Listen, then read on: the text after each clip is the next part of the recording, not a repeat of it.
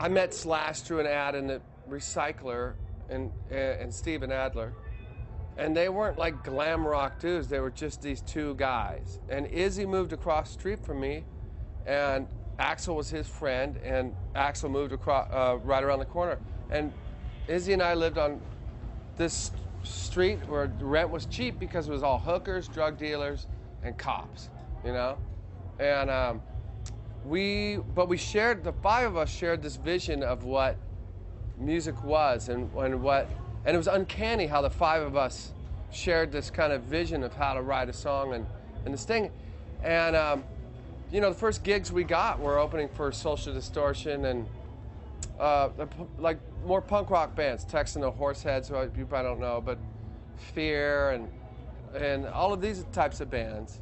And these were the gigs we did, like punk rock gigs. And there, on the other side of town, there was this glam scene.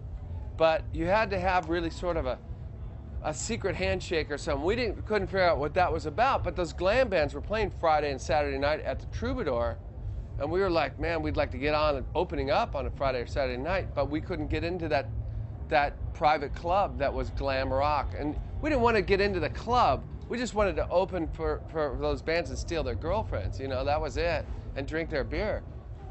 You know, I could tell you stories about our scene in LA then, but I don't know much about the glam or sleaze rock scene because we just did our own thing.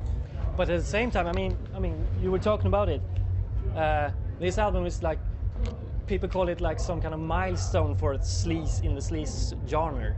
But this, you know, the songs on this record are about the things we dealt with. No, we're not talking about a scene. You know, Mr. Brownstone's about heroin addiction. You know, heroin wasn't rampant in the glam scene. Heroin is a very personal thing, you know. It's So Easy is about where our apartment, it wasn't even an apartment, it was a room we lived, and around the corner was a place where we get this night train wine, and it was $1.29 a bottle.